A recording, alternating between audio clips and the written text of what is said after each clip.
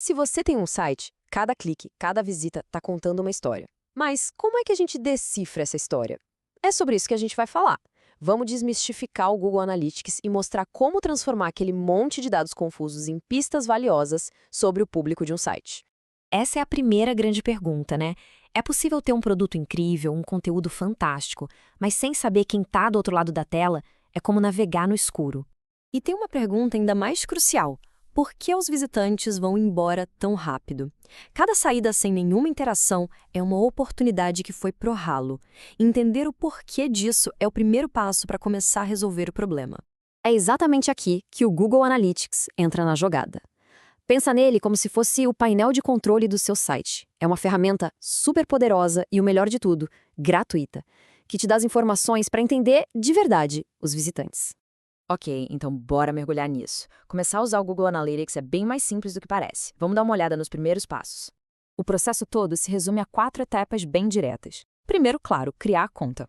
Depois, você adiciona o seu site, que o Google chama de propriedade.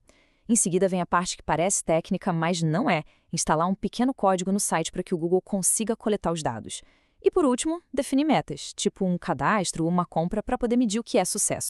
Depois que está tudo configurado, a plataforma mostra um monte de números. Mas calma, sem pânico. Vamos focar aqui nas métricas que são essenciais para começar a entender o que está rolando. Vamos começar com uma dúvida clássica: a diferença entre usuários e sessões. Pensa assim: usuários são as pessoas únicas que visitaram o site. Sessões são o número total de visitas. Ou seja, se uma pessoa visita o site 3 vezes em um dia, isso vai contar como um único usuário mais 3 sessões. Simples. A próxima métrica é a famosa taxa de rejeição, ou bounce rate.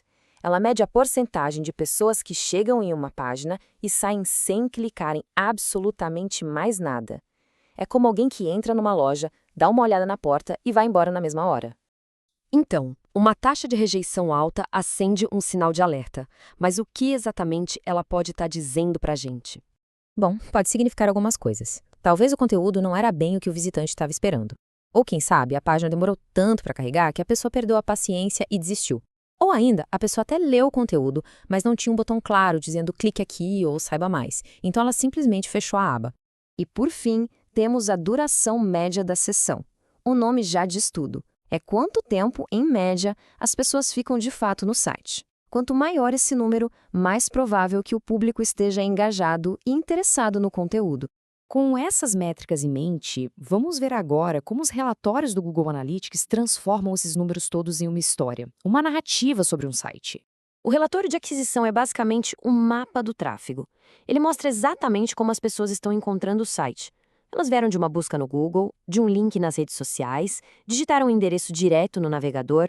Saber isso é fundamental para focar os esforços de marketing no lugar certo. Depois de saber de onde vem, o relatório de público-alvo diz quem são essas pessoas. Dá para ver dados demográficos como idade e gênero, de qual cidade ou país elas acessam e até se estão usando um computador ou celular. E por falar em dispositivos, olha só que dado importante. Mais da metade de todo o tráfego da internet hoje em dia acontece em celulares. Isso é muita coisa. Se um site não funciona bem numa tela pequena, ele está, na prática, ignorando mais da metade do público potencial. Certo? E o que as pessoas fazem quando chegam no site? O relatório de comportamento mostra justamente isso. Ele revela quais são as páginas mais populares, o caminho que as pessoas fazem de uma página para outra e, um ponto crucial, quais páginas têm a maior taxa de saída, o que pode indicar algum problema. Ok, a gente já viu como coletar os dados. Agora vem a parte mais importante de todas: usar essas informações para tomar decisões inteligentes e, de fato, melhorar o desempenho de um site. E o ponto central de tudo é este aqui. O objetivo não é só ficar acumulando dados, mas usar esses dados para tomar decisões estratégicas. Chega de achismo, é hora de agir com base no que os números realmente dizem. Então, um plano de ação prático seria algo assim: otimizar aquelas páginas com taxa de rejeição alta, investir mais grana nas fontes de tráfego que trazem mais resultado, fazer testes A/B para ver qual versão de uma página funciona melhor e, claro, garantir que a experiência no celular seja impecável. No fim das contas, o Google Analytics não é só uma ferramenta de números, é um contador de histórias. Cada clique, cada sessão é parte de uma narrativa maior sobre o público de um site. A única pergunta que fica é: que história os seus dados estão esperando para contar?